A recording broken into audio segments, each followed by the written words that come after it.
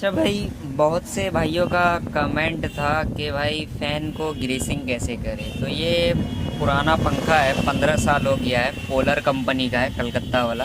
तो सबसे पहले बैरिंग के सील को आप ओपन कर लें, ठीक है। उसके बाद पेट्रोल या केरोसिन से ब्रश लेकर के साफ़ कर लें। फिर उसके बाद ऐसे करके ये ग्रीस लें, बढ़िया ग्रीस, एनबीसी का ग्रीस है।